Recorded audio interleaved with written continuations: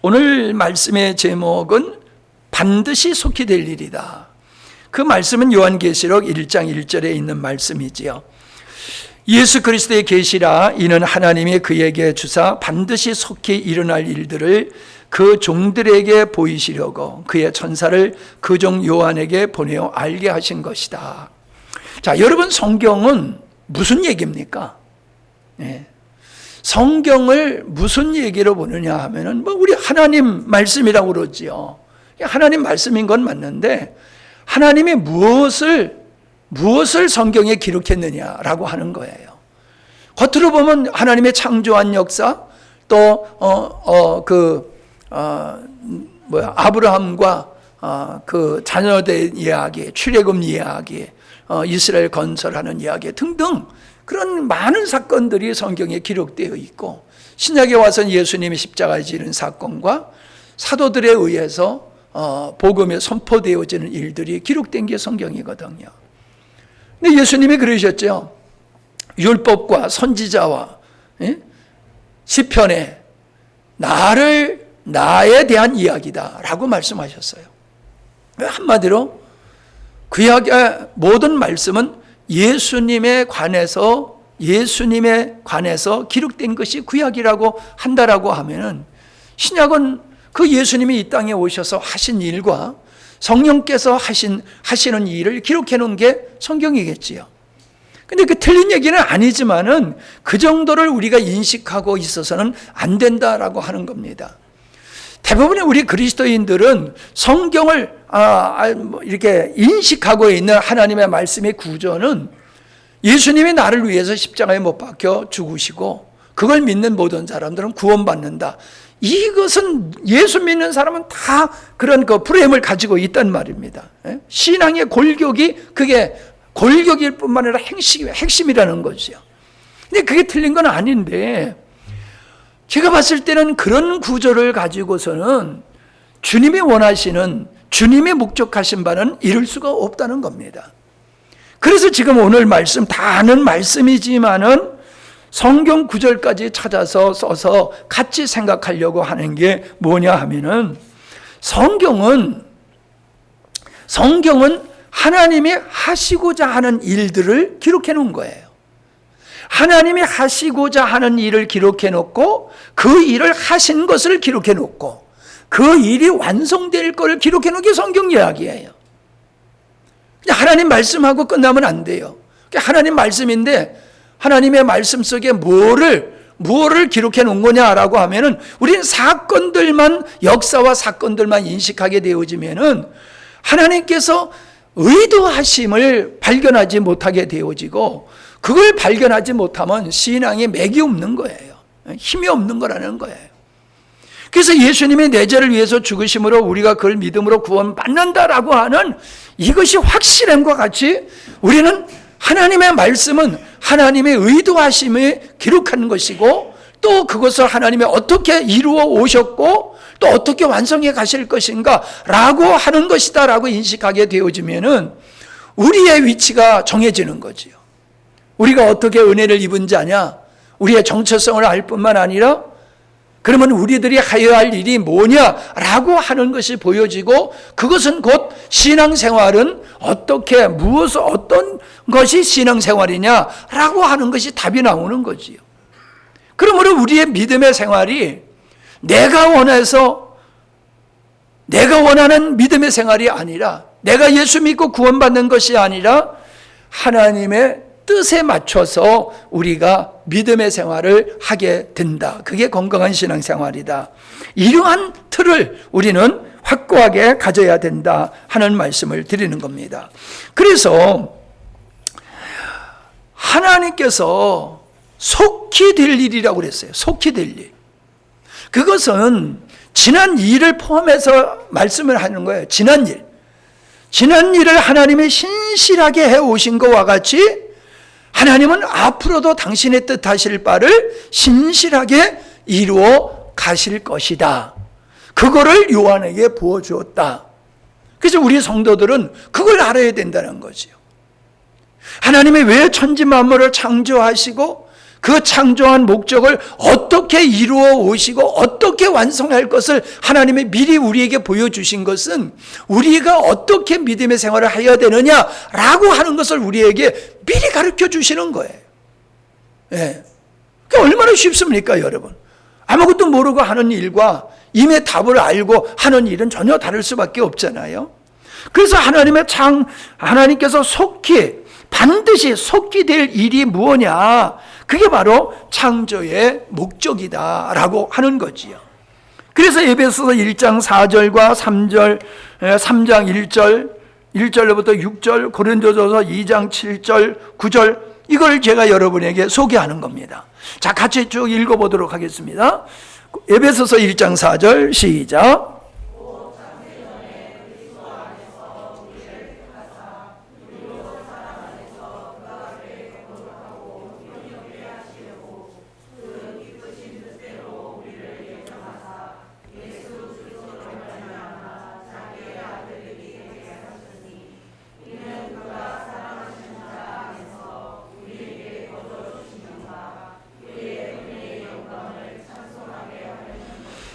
창세전이라고 하는 게 너무너무 중요한 겁니다. 창세전은 이 우주 만물, 인간과 우주 만물을 만드시기 전에 영원한 시간이라고 하는 개념이 없는 그 영원한 상태를 말하는 거잖아요. 그때에 하나님께서는 예정하셨다는 거예요. 그리고 택하셨고 그것을 이루셨다. 그게 뭐냐? 예수 그리스도로 말미암아 자기의 아들들이 되게 하는 것이 하나님의 창세전의 하나님의 목적이었다. 자, 에베소서 3장 1절입니다. 시작.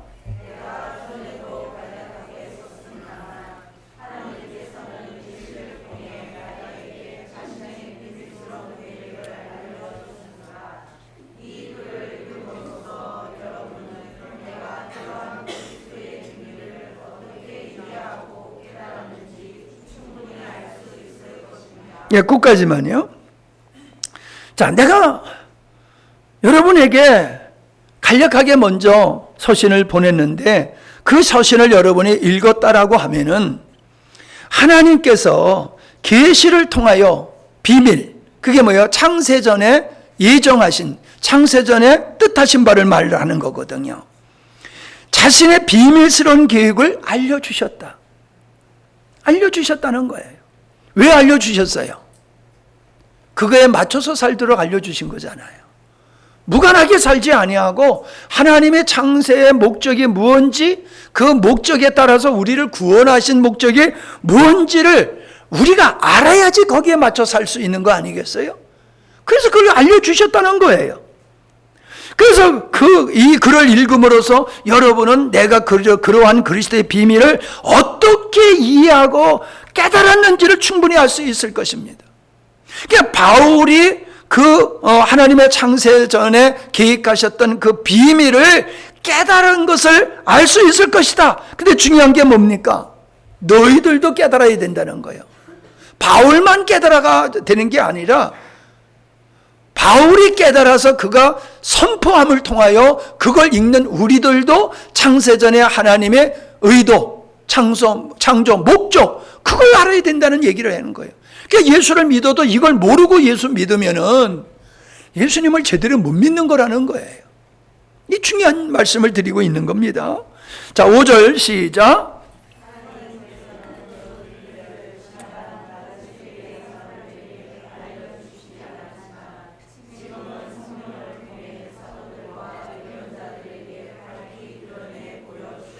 예, 지나간 세대, 하나님의 계시는 점진성이라는 거예요. 점진성.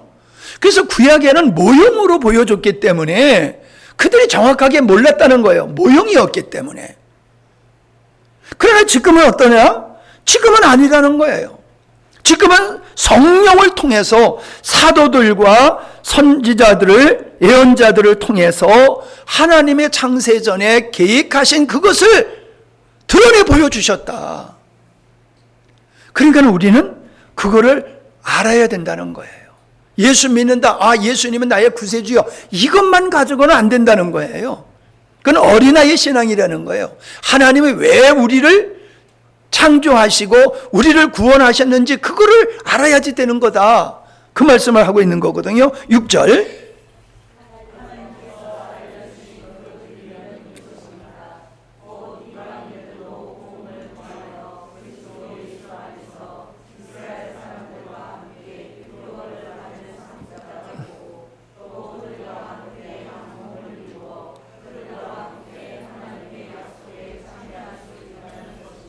예, 이 유대인들과 이방인들이 하나 되게 하신다. 구약에서는 유대인들과 이방인들은 완전히 구별되지 않았습니까? 근데 하나님은 이방인과 유대인들이 하나로 주님의 상속자가 되게 하시는 것이 하나님의 뜻이었어 라고 얘기를 하면서 한 몸을 이뤘다. 누구하고 한 몸? 이방인과 유대인이 한 몸이 되게 하셨다. 근데 더 중요한 것은 요한일서 2장 25절입니다. 하나님의 약속에 참여하는 자가 되게 했다. 그 하나님의 약속에 참여하는 게 뭐냐? 뭘 약속했냐? 그 하나님이 약속하신 바는 바로 창세 전에 의도하신 목적 속에 들어가 있는 겁니다. 그래서 요한일서 2장 25절에 보면은 약속하신 약속이 이것이니 곧 영원한 생명을 너에게 주는 거다. 영원한 생명을 우리에게 주시는 것이 하나님의 창세전의 목적이었다. 그렇게 말씀을 하고 있습니다. 다음에 또 설명을 할 테니까 이 정도로 하고 넘어갑니다. 자, 고린도전서 2장 7절.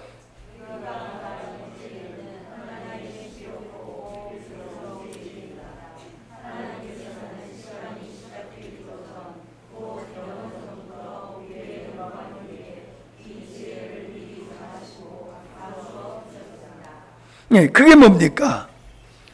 시간이 시작되기도 전에 영원 전서부터 하나님이 미리 하나님의 지혜로 계획해 놓으신 것이다. 그게 너무나도 신비롭고 비밀스러운 하나님의 지혜다. 우리는 그것을 깨달아야 된다는 거예요. 내가 그 신비롭고 비밀스러운 하나님의 계획 속에 내가 들어가 있다는 거예요. 그러니까 내가 그걸 알아야지 누릴 수가 있고 행할 수가 있는 것이지 않습니까? 자, 9절 10절 시작.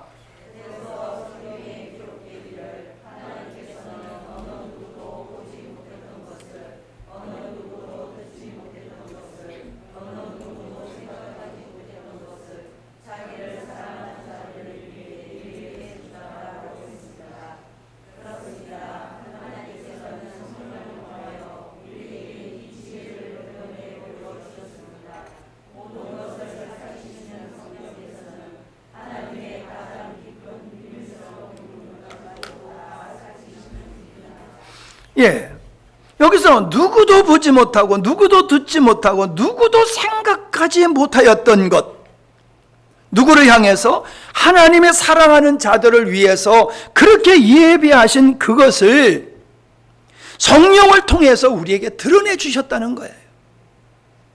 그러니까 하나님의 창세전의 의도를 성령을 통해서만 우리가 알게 되는 거지, 뭐 학식이 있다고 똑똑하다고 젊다고 해서 그걸 깨달을 수 있는 게 아니라는 거예요. 그것을 깨닫게 하시는 분은 하나님의 영이신 성령으로서만 깨닫을 수 있는 거야 라고 얘기하면서 깨닫게 하시는 성령님을 뭐라고 표현했느냐 하면은 하나님의 가장 깊은 비밀스러운 경륜까지도 성령은 살피고 아신다는 거예요. 그러니까 여기서 중요한 게 뭐냐 하면은 하나님의 가장 깊은 비밀스러운 경륜이라고 그랬어요. 경륜이라고 하는 것은 하나님께서 계획하신 바, 뜻하신 바를 이루어가는 과정을 경륜이라고 얘기한단 말이지요. 성령은 그걸 알고 있다는 거예요. 하나님께서 그 비밀스럽고 신비롭고 누구도 보지 못하고 듣지도 못한 그것을 하나님 사랑하는 자들을 위해서 예비한 것을 성령이 아신다는 거예요. 성령님께서 하나님께서 그걸 어떻게 이루어 가시는 줄 아는 분이 성령님이라는 거예요. 그 성령님을 통해서만이 우리는 하나님의 그 신비로운 복음을, 창세전의 의도를 알게 되는 거다라는 말씀을 하고 있는 겁니다. 자, 이러한 하나님의 창세전에 의도하신 목적이 요한계시록 21장에 나타난 새 예루살렘을 통해서 완성된 것을 보여주고 있는 거예요. 그러니까 저는 지금 여러분에게 처음을 얘기하고 끝을 얘기하는 겁니다. 하나님은 이런 목적에 의해서 천지만물을 시작하셨어. 그리고 이것이 예수 그리스도를 통해서 이루어지는 거야. 그리고 완성된 모습은 새 예루살렘이야. 제가 이렇게 말씀을 드리는 겁니다. 이 프레임이 여러분에게 있어야지 돼요. 요게. 뭐 그 중간에 여러 가지는 몰라도 요거는 꼭 아셔야 된다는 거죠. 그래서 요한계시록 21장 1절로 26절 뭐 읽을 시간이 좀 그러니까 이건 여러분이 다시 한번 천천히 집에서 읽어보시고, 2절에는 어린 양의 신부, 예수 그리스도의 신부에 관한 말씀이 2절과 9절에 나오고 있고요. 3절에는 하나님의 백성에 대한 이야기, 그리고 4절에는 만물을 새롭게 하시는 말씀이 나와 있고요. 6절에는 이기는 자, 하나님의 백성, 하나님의 아들들. 그래서 이 6절은 2절, 3절, 4절을 반복해서 다르게 표현했을 뿐이지 같은 내용이다라고 하는 겁니다. 그러니까 새 예루살렘을 이루는 사람들은 누구냐? 거기 보니까는 12지파, 12기둥, 12기초석 이걸 얘기하고 있는데, 그 12기둥은 12지파고 그 문은 12사도로 이루어졌다. 그 말씀은 바로 신구약의 구원받은 성도를 가리키는 것이고 14만 4천이라고 그렇게 성경에 기록되어 있는 것을 보게 되어집니다. 이걸 달리 설명을 하면은 이 새 예루살렘, 즉 하나님의 백성이고 어린 양의 신부고 그 하나님의 아들 된 그들이 바로 새 예루살렘이라고 표현하고 있는데, 그 새 예루살렘을 이루고 있는 그 성도들은 누구냐라고 얘기할 때 나는 흰옷 입은 자다, 이렇게 설명을 하는 겁니다. 그게 계시록 7장과 14장에 나와 있어요. 자, 계시록 7장 13절 시작.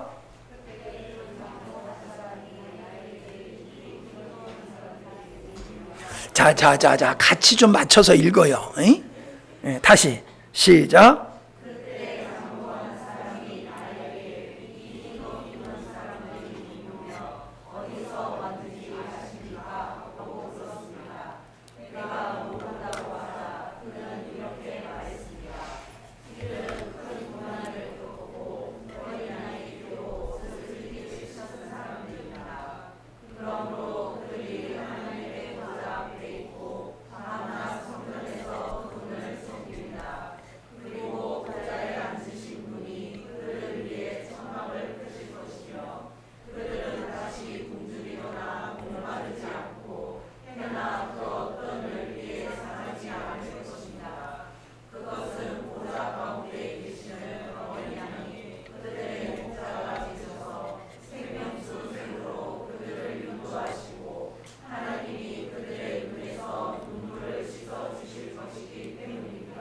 자, 보세요.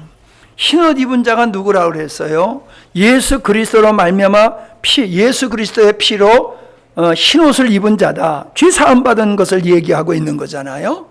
근데 그 앞에 뭐라고 그랬어요? 큰 고난을 겪었다. 여러분, 우리가 예수를 믿으면서 고난을 겪는 게 맞습니다. 뭐 고난을 겪는 게 맞다고 그래가지고 뭐 그냥 생으로 고생을 해야 된다는 얘기가 아니라, 예수를 믿게 되면 예수님께서 선지자들과 내가 핍박을 받았으니 너희들도 핍박을 받을 거다, 그렇게 말씀하셨잖아요. 그러니까 하나님의 사람들은 하나님의 말씀대로 살게 되어지면은 세상에서 핍박받는 억울한 일, 즉 고난을 겪게 된다는 겁니다. 그냥 예수 믿으면 천국 간다? 그 정도가 아니라는 거예요. 하나님의 새 예루살렘을 이루고 있는 그들은 믿음 때문에, 그 믿음 때문에 고난을 겪는다는 거예요. 근데 어떻게 생각합니까? 요즘 그리스도인들이 믿음 때문에 고난을 받는 일을 기뻐합니까? 당연히 받으려고 그럽니까? 받으려고 들지도 않고 기뻐하지도 않고 그건 나와 상관없는 거, 도리어 내가 예수님을 믿음으로 이런 것은 나와 상관없는 것을 되길 원하지, 내가 믿음을 가졌기 때문에 고난을 받는 것은 당연하다라고 생각하는 그리스도인들이 얼마나 될까 생각해 보십시오. 그들이 새 예루살렘을 이루고 있는 그들이 하나님의 보좌 앞에 있고 밤낮 성전에서 그분을 섬기게 될 것이다. 결국 흰옷 입은 자들이 새 예루살렘을 이루는 자들이고, 그들은 영원토록 하나님을 밤낮 쉬지 않고 하나님을 경배하고 섬기는 자들이 될 것이다. 하나님은 그들 위에 천막을 펴셨다. 그건 하나 되셨음을 의미하는 거란 말이야. 하나 되셨음을. 그들이 이 세상에서는 믿음으로 말미암아 고난을 당하지만은 주 앞에 이르게 되었을 적에는 이 세상에서 믿음을 지키느라고 목마르고 굶주리고 헐벗고 상하는 이 많은 고난을 더 이상 당하지 않고 억울해서 눈물을 흘리는 이런 일도 없을 것이다. 그들은 영원한 하나님의 안식에 처하여 있기 때문에 눈물도 더 이상 흘리지 않게 될 거다. 목마름이 없을 것이다. 그렇게 말씀을 해주고 있어요. 14장 4절에도 같은 말씀을 하고 있는 겁니다. 시작.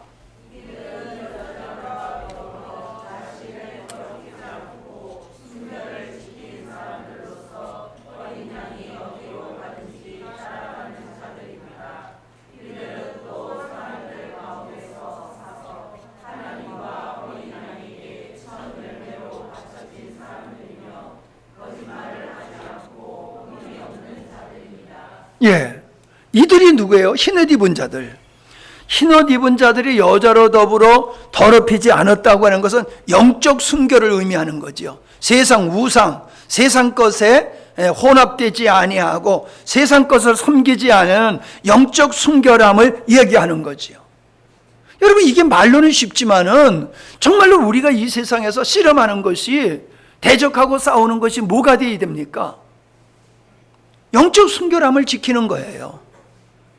우리가 예수를 믿는다고 하고 예수로 말미암아 구원받았다고 하면서 우리는 교회에서는 아주 천사 같은데 나가서는 세상과 결탁해가지고 세상 것을 얻으려고 하면서 살잖아요. 그게 영적 순결함을 잃어버린 거지요. 그러니까 여기서 말씀하고 있는 걸 보면서 우리들이 과연 어떤 믿음의 생활을 해야 되느냐라고 하는 것을 우리는 깨달아야 됩니다. 자, 이것을 흰옷 입은 자들은 마태는 하나님의 뜻대로 사는 자들이라 그렇게 말씀을 하고 있음을 보게 됩니다. 마태복음 7장 21절에 나더러 주여 주여 하는 자마다 다 천국에 들어갈 것이 아니요 다만 하늘에 계신 내 아버지의 뜻대로 행하는 자야 들어가리라. 믿음은 구원받는다고 그랬지만 여기서는 뜻대로 행하는 자가 구원받지 주여 주여 한다고 해서 그 사람이 하나님의 나라에 들어갈 수 있는 게 아니다. 그러면서 하신 일이 뭡니까? 내가 선지자 노릇을 하고 귀신을 내쫓고 능력을 행했습니다. 그랬더니 주님이 하신 말씀이 불법을 행한 자야 라고 했다는 거예요. 이게 굉장히 중요한 겁니다. 불법을 행했다. 너 악한 짓을 했어. 이렇게 말씀하시는 게 아니에요. 너 못된 짓 했어. 이렇게 말씀하시는 게 아니에요. 뭘 말씀하래요? 불법을 했다니, 불법. 이건 도덕과 윤리적인 것을 어긋났다라고 말씀하시는 게 아니라 뭐예요? 불법. 그러면 법이 뭐예요? 하나님의 뜻이에요. 하나님의 뜻과 상관없이 살아가면은 내가 주여 주여 한다고 해서 내가 너를 안다고 인정할 게 아니야. 내가 원하는 것은 종교적인 행위가 아니라 정말로 내가 창세전에 의도하신 하나님의 뜻을 따라서 네가 살고 있느냐, 내가 너를 구원한 목적을 따라 살고 있느냐, 하나님의 창세전에 의도하신 것이 내 인생의 목적이 있느냐, 그걸 말씀하고 있는 것이란 말이에요. 그래서 아버지의 뜻을 가장 잘 설명하고 있는 것이 마태복음 2장 37절이거든요. 시작.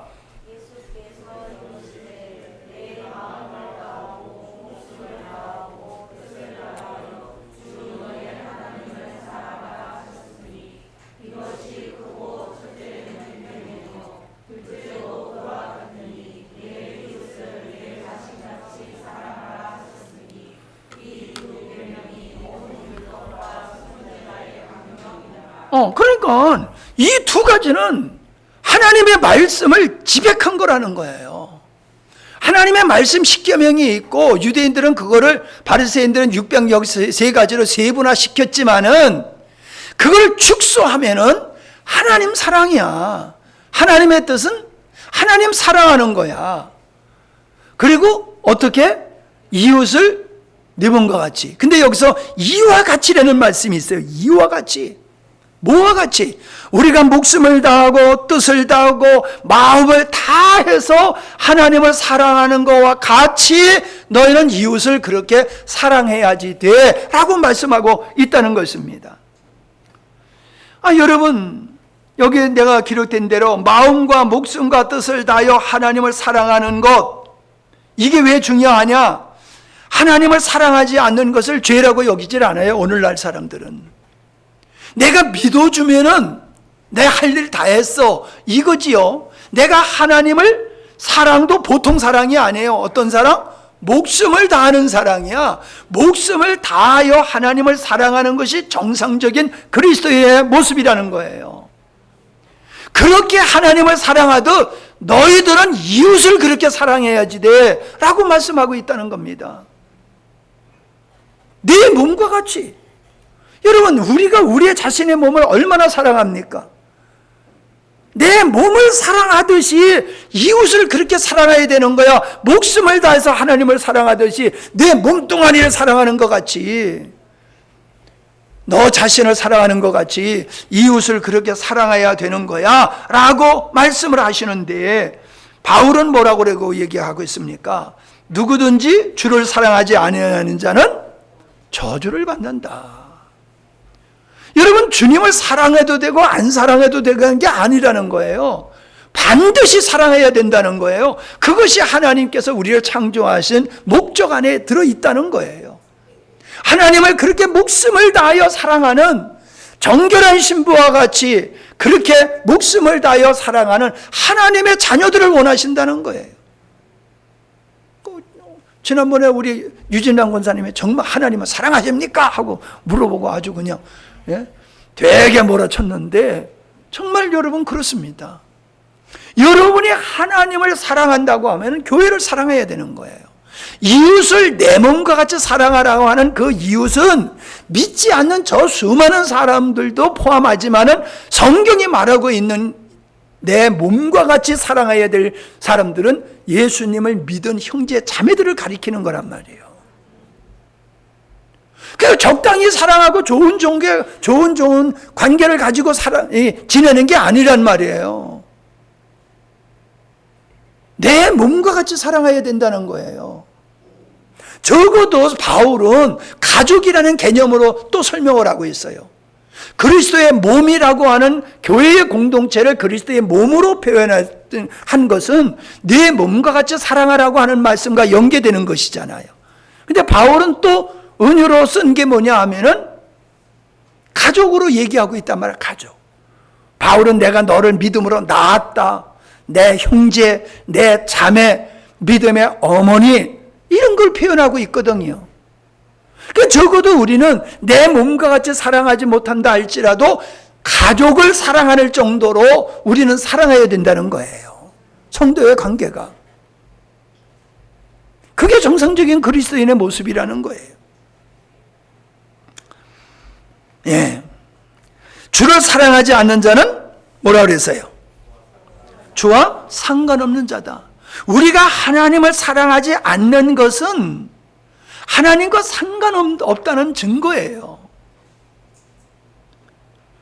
하나님을 사랑하는 것도 대충 하는 게 아니라 목숨을 다해서 사랑해야 되는 것이 정상적인 그리스도인의 모습이라고 우리에게 성경은 말씀해 주고 있는 거예요.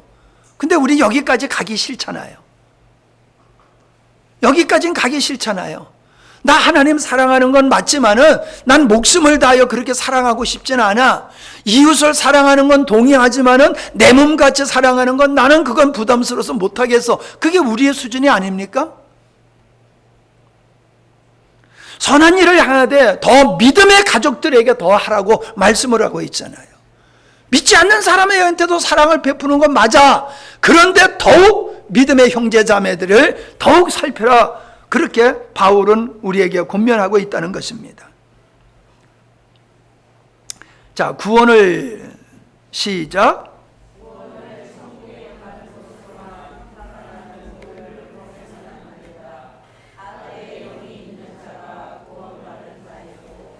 예. 아들이 있는 자가 구원받은 자다. 예. 자, 그래서 하나님의 생명과 연합된 자는 하나님과 이웃을 온전히 사랑하게 되어 있다. 이런 삶이 바로 성도의 믿음의 삶이다. 우리는 내가 그랬잖아요. 천국 가기 위해서 예수 믿는 게 아니다. 천국은 그냥 가게 되어 있다. 이게 천국 가기 위해서 예수 믿는 사람은 신앙이 어린아이의 신앙에 머물게 되지만은 하나님이 우리를 창조하신 목적을 이루는 우리의 신앙 인생의 목적을 두게 되어지면 장성한 분량까지 이르게 된다는 거예요. 이거 들어서 알고 있죠? 수없이 들어서 알고 있잖아요. 근데 뭐예요? 그건 머리로 알 뿐이지 우리의 내면은 예수 믿고 천국 가는 거 여기에서 벗어나고 있지 못해요. 정말로 우리가 정상적인 성숙한 그리스도인이라고 하면은 내가 구원을 받는 과정을 통해서 하나님의 사랑을 깨닫고 하나님의 자비하심과 의로우심을 깨닫고 목숨을 다해서 그분을 사랑하고 그분이 목숨을 십자가에 던짐으로 말미암아 세우신 주님의 몸된 교회를 내 몸과 같이 사랑하는 것이 정상적인 그리스도인의 모습이다. 이 의식이 우리에게 명확하게 있어야 된다는 거예요. 그게 근데 예수 믿으면 천국 가. 여기 이거에 묶여 있지. 정말로 내가 하나님을 사랑하는 것이 하나님이 창조하시고 나를 구원하신 목적이다. 이러한 의식을 가지고 과연 우리가 살고 있는가 우리는 돌아봐야 됩니다. 뭐 대충 신용만 했다고 그게 되는 게 아니에요. 우리가 자원해서 하는 것은요, 어떤 일을 자원해서 하는 것은 거긴 진정성이 있는 거예요. 근데 자원해서 하지 않고 의무로 한다든가 떠밀려서 한다든가 할 수 없어서 하는 거는요, 그건 주님이 원하는 모습이 아닙니다. 여러분이 어떠한 일을 하든지 간에 여러분이 마음속에서 우러나는 자원하는 마음으로 해야지. 수요일날 찬양인도 3월달 누가 하실 건지 써오세요 하는데도 아직도 빈칸이 저기 그냥 훤히 있어요. 아, 그건 안수 집사님들이 할 일이야. 아, 그거는 권사님들이 할 일이야. 나는 안 해도 돼. 혹시 그런 생각은 안 가지고 계십니까? 여러분이 주님을 뜨겁게 목숨을 다해서 사랑한다라고 하면은 여러분은 자발적으로 주님을 사랑하는 일들을 하게 되어 있어요. 근데 자발적으로 그 일을 하지 않는다라고 하는 것은 하나님을 사랑하고 있지 않는 겁니다. 속지 마세요. 네? 속지 마세요. 찬송도 자발적으로 하고 헌금도 자발적으로 하고 예배도 자발적으로 하고 모든 게 자발적으로 우리 안에서 우리를 구원하신 하나님의 생명에 발로 되어서 행하는 것들이 돼야지. 믿는 사람이니까는 직분이 있으니까는 해야 된다. 이건 주님을 사랑해서 하는 게 아니다라고 하는 겁니다.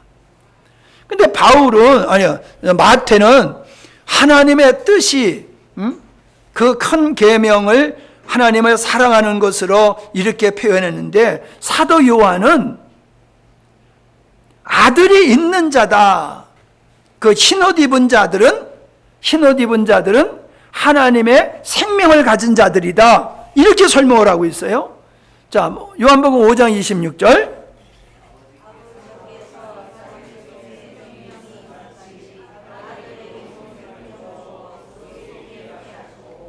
예.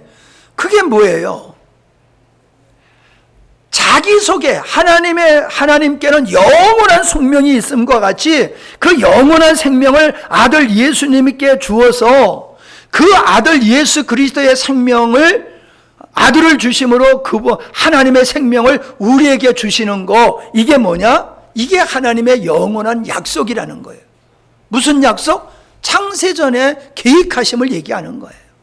하나님께서 창세전에 내가 내 생명을 너희들에게 주어서 내 생명을 가진 너희들이 그 생명으로 말미암아 하나님의 자녀되고 신부된 그들이 하나님을 목숨을 다하여 사랑하고 그분을 닮아가고 그분을 표현하는 자들을 만들기를 원하시는 거, 그 하나님의 뜻을 약속이라고 얘기하는 거예요. 내가 이렇게 할 거야. 그게 언약이라잖아요. 신약, 구약, 언약. 그 언약이 뭐요? 하나님의 생명을 우리에게 주어서 그 생명으로 살아가는 거, 그게 자발적으로 하는 거예요.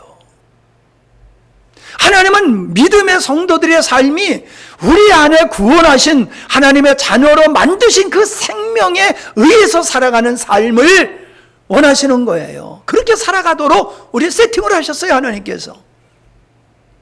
우리가 그렇게 우리에게 약속하신 생명으로 살아가려고 하면 우리 옛사람이 죽어야 되죠. 옛사람이 죽어질 때에 우리에게 생명 주신 그 생명으로 말미암아 우리는 세상을 이기고 하나님의 기쁨이 되어지는 삶을 살아갈 수가 있는 거지요. 자, 요한일서 5장 11절 시작.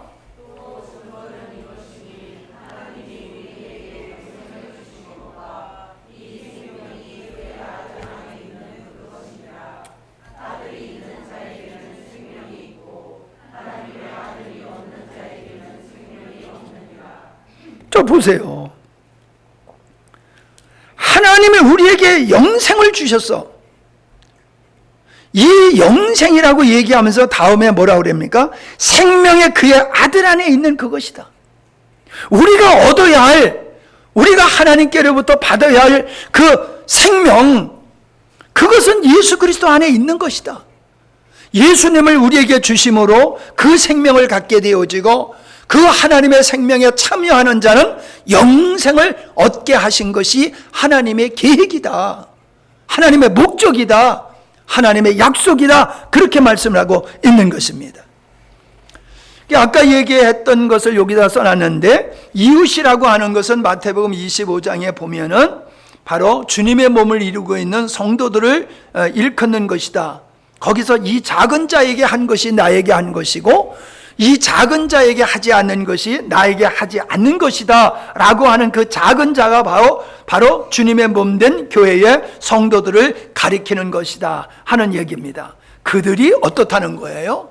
그들이 바로 새 예루살렘을 이루고 있는 하나님의 창조의 목적 완성에 참여하는 자들이다 라고 하는 겁니다. 자, 근데 우리가 여기서 놓쳐서는 안 될 게 뭐냐면, 구원 받았으니까 나 이제 천국 가게 됐으니까 됐다라고 우리가 손 놓고 있어서는 안 된다는 거예요. 구원 받은 자에게는 반드시 사명이 따른다는 거죠. 사명이. 그러니까 구원 받은 자에게는 상속, 예수님이 받는 상속에 참여하는 자가 됐을 뿐만 아니라 우리는 상속에 참여하는 자가 됐기 때문에 예수님이 이 땅에서 아버지 뜻을 위하여 십자가를 지신 것 같이 우리들도 아버지 뜻을 이루는 일에 헌신해야 된다는 겁니다. 아멘? 우리는 상속자가 됐다고 하는 것만 할렐루야 하는데, 거기서 로마서 8장에서 뭐라고 그래요? 네가 상속자가 됐잖아. 그건 네가 예수 그리스도로 말미암아 하나님의 자녀가 됐으니까 상속을 받는 거야. 그런데 네가 하나님의 자녀라고 하면은 예수님이 고난을 당한 것 같이 너희들도 고난을 받아야 돼. 근데 그 고난은 장차 받을 상속, 영광과는 비교할 수 없는 거야 라고 얘기를 하고 있다는 거예요. 그럼 예수님이 받은 그 고난이 뭡니까? 예수님이 받은 고난이라고 하는 것은 아버지 뜻을 이루기 위해서 십자가 지신 거예요. 아버지 뜻을 이루기 위해서 하늘의 영광의 보좌를 버리시고 인간의 몸을 입고 와가지고 갖은 수모와 고난을 당하면서 십자가를 지신 거, 십자가를 졌다는데 이게 여러분 우리가 머물르면 안 돼요. 예수님의 십자가를 져셨다는 것은 아버지 뜻을 이루는 일을 하셨다는 거예요. 십자가 지셨어, 십자가 지셨어. 그래서 나를 구원하셨어. 이러면 어린아이의 신앙이 되는 거예요. 왜 십자가를 지셨냐는 거예요. 우리를 구원하시려고. 그것도 어린아이의 신앙이요. 아버지 뜻을 이루기 위해서 십자가 지신 거란 말이에요. 그와 같이 예수 그리스도와 같이 상속을 받은 우리들은 예수님의 아버지 뜻을 이루기 위해서 그 십자가를 지신 것 같이 우리도 아버지 뜻을 이루는 일을 위해서 우리도 헌신해야 된다는 거예요. 우리에게 그 사명이 주어졌다는 거예요. 아멘?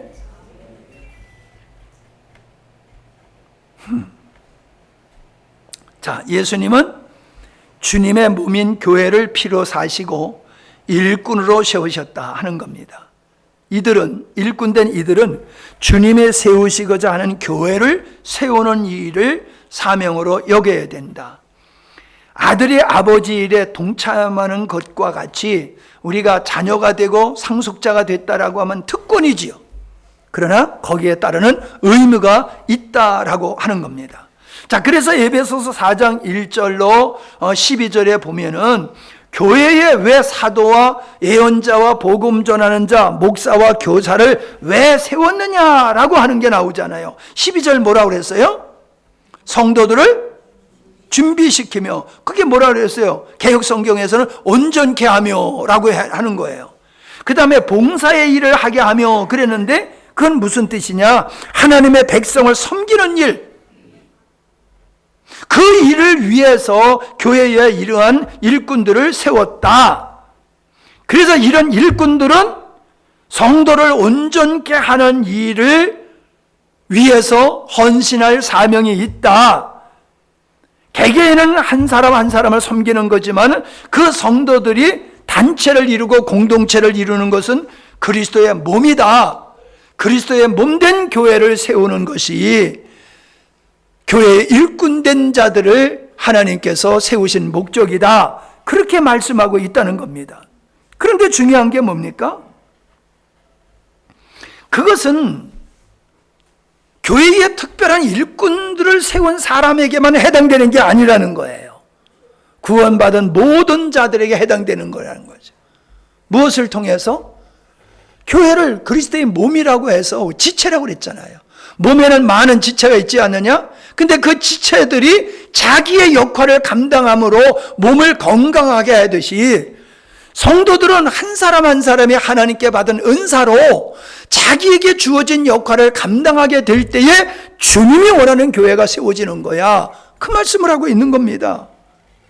그래서 개인적으로는 15절에 보면은 우리가 그리스도의 분량까지 성장되어야 되는 걸 말씀하셨고, 그러한 성도들로 유기적인 연합체를 이루어서는 주님이 원하시는 온전한 교회를 세우는 것이 아버지께서 구원받은 하나님의 자녀들에게 부여하신 사명이다 라고 하는 겁니다. 거기 뭐 읽어볼까요? 15절 16절 시작.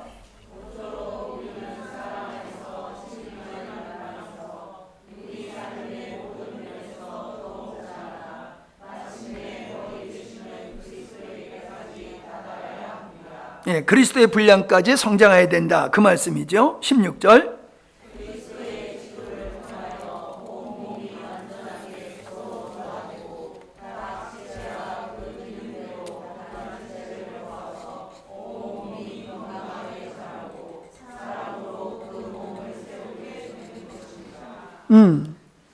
예수님께서 내가 음부의 권세가 이기지 못하는 교회를 세우겠다라고 하신 그분께서 십자가를 지심으로 교회에 초석을 놓으신 거란 말이에요. 모퉁이 돌이 되신 거라고요. 그러면 그 교회를 실질적으로 세워가는 것은 구원받은 우리들이에요. 구원받은 우리들이 서로가 유기적인 연합을 통해 가지고 서로 피차 섬김으로 건강한 신앙으로 성장하고, 그 건강한 신앙인들이 유기적인 모습을 하나됨을 통해서 주님이 원하시는 그 영광스러운 교회를 주님이 원하신다는 거예요. 그러니까 예수 믿고 천국 가는 것만, 이것만 바라보고 예수 믿으면요, 하나님이 우리를 창조하고 구원하신 그거는 무관하게 사는 거예요. 무관하게. 그리고 내가 구원받게 됐으니까는 인사치레로 내가 그래도 이 정도는 살아야지 하는 거지, 정말로 우리를 구원하시고 그렇게 살아갈 수 있는 능력을 부여하신 그 하나님의 은혜를 우리가 온전히 못 누리고 사는 거다. 자, 4페이지입니다. 시간은 좀 갔지만은 특별한 날이기 때문에 다 합니다.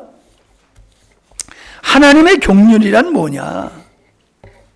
하나님의 긍휼이란 어린 양의 신부, 하나님 나라의 백성, 아들들을 얻는 일을 그 얻는 과정을 하나님의 긍휼이라 말한다라고 하는 겁니다. 우리는 예수 그리스도께서 십자가를 지시고 그 다음에 성령을 우리에게 보내주시고 성령이 우리 안에서 지금 하고 계시는, 아까 그랬잖아요. 하나님의 깊은 비밀까지도 비밀의 경륜까지도 성령은 아신다. 그것을 우리에게 알게 하시고 그것을 따라 살게 하시는 분이 우리 안에 생명 되신 예수 그리스도요 성령이다 라고 말씀하고 있는 것이거든요. 우리는 이것이 뚜렷하게 보여야 됩니다. 우리의 눈에 그냥 예수님의 내 죄를 위해서 죽으셨어 요 정도 아는 게 아니라 뚜렷하게 하나님께서 창세전에 의도하신 일을 신실하게 이루어 오신 것을 구약과 십자가를 통해서 우리는 봐야 되고, 오순절 이후에 성령께서 2000년 역사 속에서 하나님은 당신의 목적을 철저하게 신실하게 이루고 오셨다라고 하는 걸, 그걸 보여야 돼요. 성도는 그게 보여야지 돼요. 그리고 한 가지 믿음의 눈으로 보는 건 뭐냐? 장차 그게 완성되는 것을 우리가 볼 수 있어야 된다는 거예요. 이래야지 여러분 능력 있는 그리스도인이 되는 것이지, 이런 거 모르고 그냥 예수님이 내 죄를 위해서 죽으셨어 그건 믿으면 구원받는 거야 이러면요, 이건 어린아이의 신앙이고 주님이 원하시는 우리를 구원하시는 목적을 이룰 수가 없는 겁니다. 즉 우리는 구원받은 자들은 하나님의 의를 이루어야 되는데 하나님의 의를 이루지 못하는 부끄러운 구원을 받는 자가 된다라고 하는 거지요. 4장에서는 4페이지에서는 뭐를 여기 기록했느냐 하면은, 하나님의 목적을 완성하신 후에는 반드시 심판이 따른다는 거예요. 그냥 좋은 일로만 끝나는 게 아니에요. 자, 세례 요한은 예수님을 가리켜서 타작마당에서 키를 가지고 알곡과 쭉정이를 갈라서, 쭉정이는 영혼의 불에 던지고 알곡은 곡간에 드리는 그 농부를 은으로 사용하셔가지고, 예수님은 우리의 구원 주시고 하나님의 뜻을 이루신 분이지만은 그분이 재림하시게 될 때에는 알곡과 쭉정이를 가르는 일을 하시는 분이라는 거예요. 네? 여러분, 우리는 누가 쭉정이고 누가 알곡인지 몰라요. 그러나 주님은 주님의 눈을 피할 수가 없어요. 주님께서 쭉정이 그러면 그건 지옥 불에 가는 거고요. 쭉정이 너는 알곡이야 그러면 천국 가는 거예요. 그냥 우리가 예수 믿고 천국 간다라고 하는 이 1+1과 같은 신앙을 가지고 있으면요, 주님의 의를 이루지 못하기 때문에 구원은 받을지 모르지만 하나님의 의를 이루는 자가 안 되기 때문에 부끄러운 구원을 받을 수밖에 없는 거지요. 예. 그래서 그걸 가리켜서 마태복음 24장에는 데려감을 받는 자, 버려둠을 당하는 자로 얘기하고 있고, 25장에서는 등불을 준비한 자와 등불을 준비하지 못한 처녀를 비유로 얘기하고 있다는 거예요. 우리는 그냥 예수 믿으면 천국 가 이런 프레임 속에서 안주하고 있는데, 성경은 그래 네가 천국 갈 자이냐? 그러면 너는 데려감을 당할 자야. 그러면 어떠는 거야? 깨어 있어야 되는 거지요.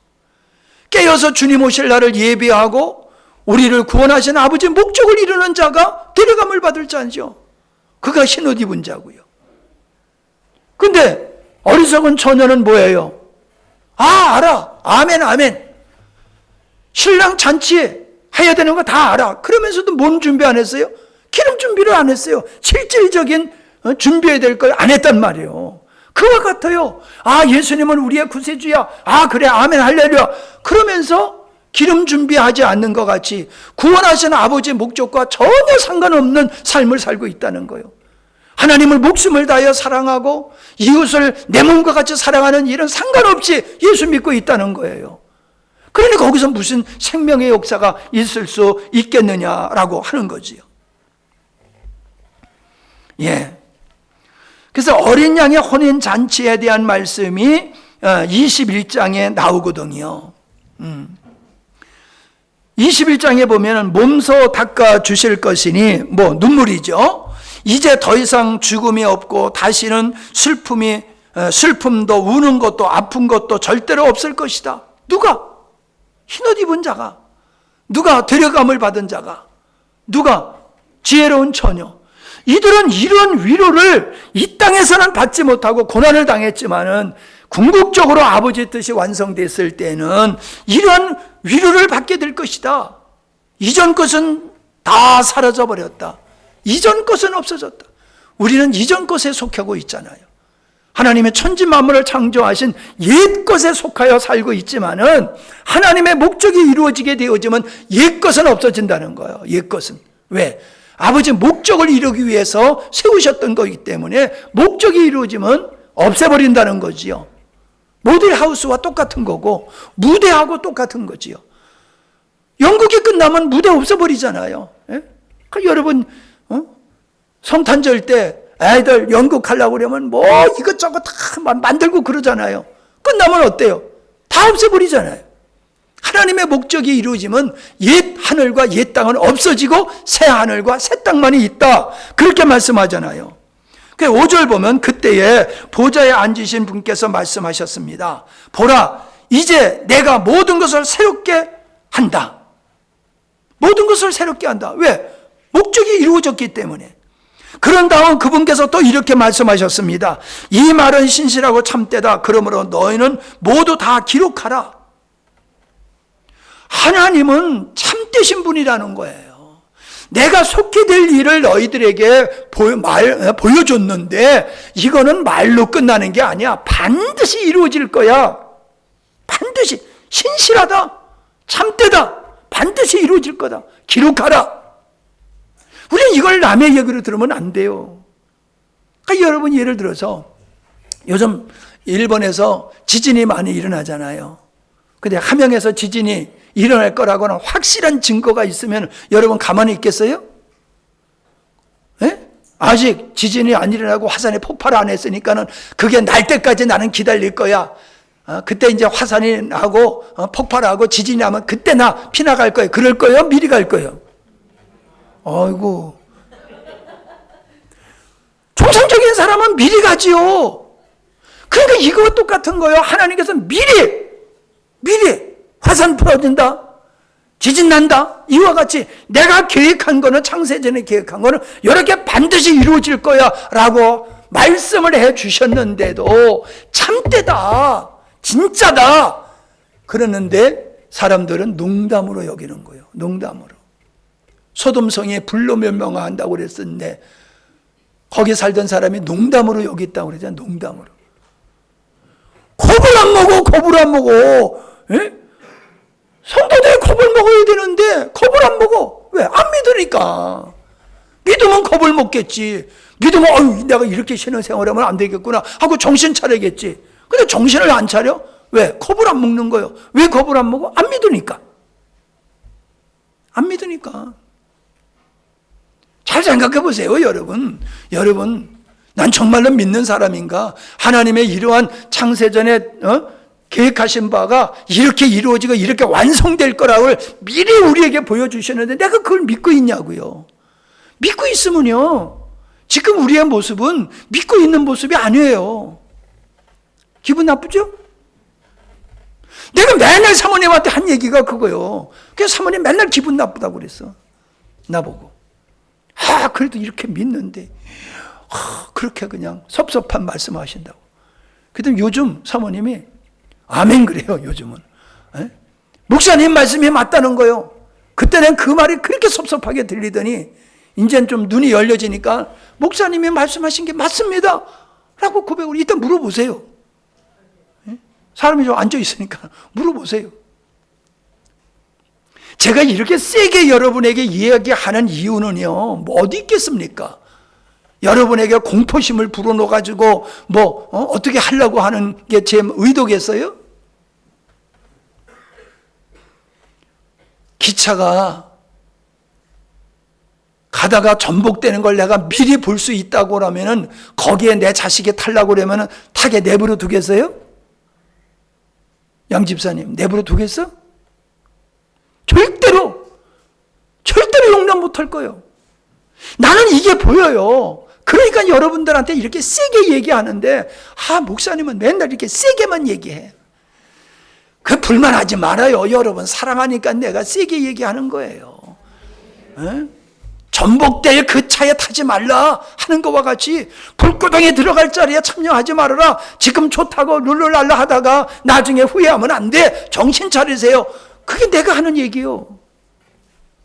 근데 내가 아는 목사님은 그렇게 얘기해도 성도들이 말귀를 못 알아듣고 따라하지 않으니까 에라 이제 난 더 이상 말 안 하겠다 그러고 자살해버렸어. 난 이해가 돼요. 그분이 얼마나 답답했으면 자살을 했을까. 아무리 얘기를 해도 믿지 않고 따라오지 않고 그러니까 그래 너네들 멋대로 살아. 난 먼저 갈게. 여러분 자살하는 게 옳다는 얘기를 하는 게 아니에요. 그러나 얼마나 답답했으면 그랬을까. 그 우리가 아는 어떤 목사님 있잖아요. 저기 강모시기 목사님 천국 가신 분. 이분도요 복음을 참 깊이 하시는 분이거든요. 근데 병원에를 안 가, 이 양반에 병원에를. 그냥 이가 아파가지고 너무 아파가지고 설계에다가 쓰러질 정도로 고통이 오는데도 병원에 안 가.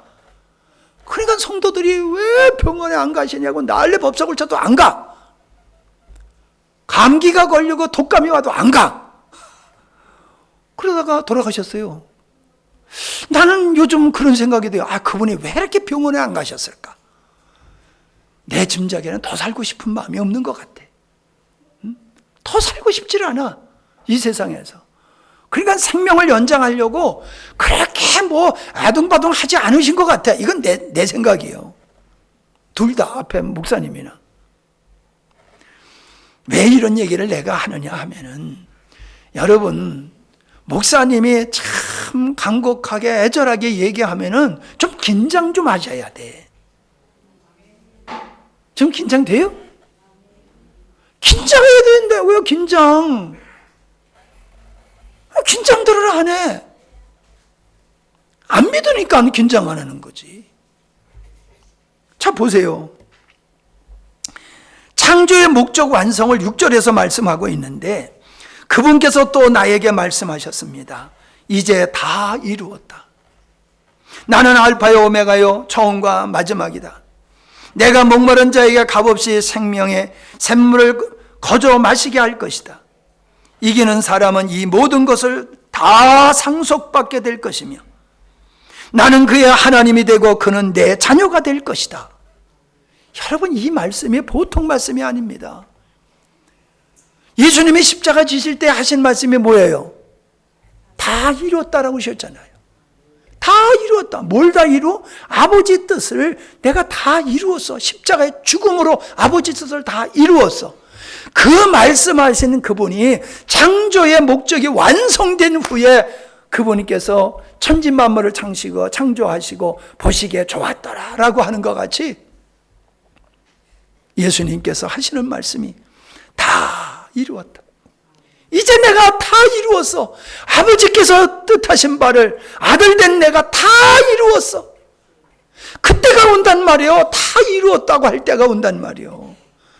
이건 내가 인정하지 않는다고 해서 안 오는 게 아니에요. 온단 말이에요. 그날이 반드시 온단 말이에요.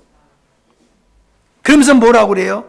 이기는 사람은 그게 힘을 입은 자요. 이기는 사람은 내가 그들에게 약속한 모든 걸 상속으로 받게 될 것이다.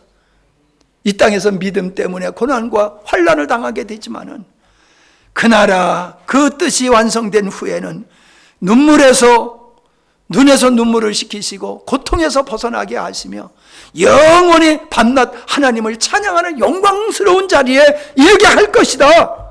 내가 누구냐? 나는 천지 만물을 창조하신 하나님이다. 내 목적을 이루기 위해서 천지 만물을 창조한 나 하나님이야. 그러면서 뭐라요? 그는 구원받은 그는 내 자녀가 되는 거야. 여러분 부모와 자녀의 사이가 얼마나 가깝습니까? 예? 하나님의 목적은 우리를 자녀 삼는 거예요. 그리고 부모와 자식의 사랑과 같이 하나님은 우리를 사랑하시고 우리는 그 사랑에 반응해서 하나님을 영원토록 찬양하는 게 성도의 영원한 삶이다 하는 거예요. 근데 마지막에 뭐라고 얘기하셨느냐 하면은 이 복된 얘기를 하시고 8절에서는요 전혀 다른 말씀을 하세요. 시작.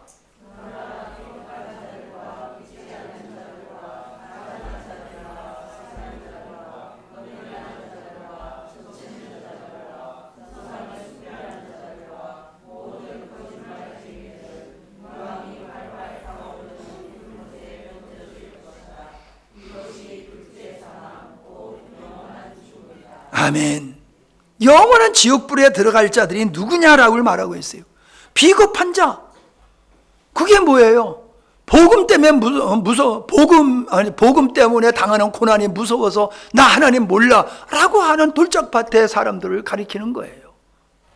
비겁한 자. 믿지 않는 자는 말할 것도 없지요. 가증한 자. 예수님의 이름을 팔아서 잘 먹고 잘 살려고 하는 이 가증한 자들이 얼마나 많습니까? 살인한 자. 영혼을 실족하게 하는 거예요. 영혼을 실족하게.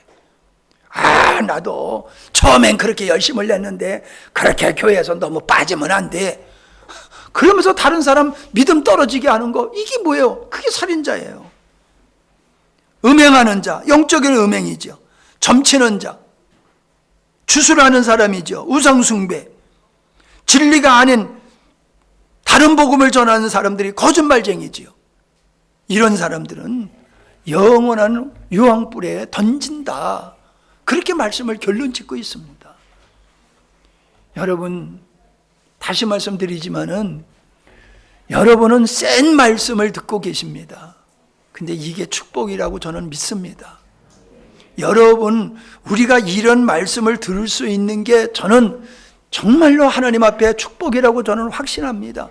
이제 여러분 이 말씀을 그냥 스쳐 지나가지 마시고 이 말씀을 정말로 우리의 인생의 틀로 삼아야 돼요. 틀로.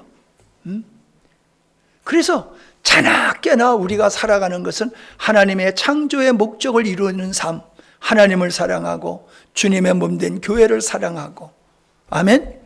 그게 우리의 삶이 되어야 됩니다. 그 일을 대충 하는 게 아니라 목숨을 다하여 내 몸과 같이 하는 거. 여러분, 오늘 이 수요일 저녁에 나오시는 여러분들이 우리 교회의 에이스예요. 에이스. 여러분들에 따라서 우리 교회의 미래가 결정되어지는 거예요. 이 자리에 안 나오신 분들을 내가 무시해서 하는 얘기가 아니라 정말로 여러분들은 그런 분들이에요. 그러니까 여러분이 내 미래, 그리고 우리 교회의 미래를 결정한다. 이렇게 여러분이 무거운 책임감을 가지시고 그냥 목사님이 세게 얘기하면 좀 센가 보다 하고 넘어가지 마시고 정말로 이 말씀이 여러분의 마음속에 아로새기기를 바랍니다. 아멘. 아버지 하나님, 우리가 반드시 알아야 될 것을 나누었습니다. 그냥 어린아이와 같이 예수 믿으면 죄사함 받고 천국 간다는 것이 우리의 신앙의 본질이 아니라 하나님의 창조의 목적이 우리의 사명이 되어지고 그 목적을 이루는 것이 우리의 삶이 되어질 수 있는 자리에 머물러 있기를 원합니다. 그 일에 우리가 전념하게 하여 주시옵소서. 형식적인 것이 아니라 정말로 생명을 다하여 죽도록 충성하는 모습으로 감당하여 하나님이 기뻐하는 믿음의 사람이 되게 하시고 하나님이 기뻐하시는 영광스러운 교회가 될 수 있도록 우리 모두가 자원하여 헌신케 하여 주시옵소서. 예수님의 이름으로 기도하옵나이다. 아멘.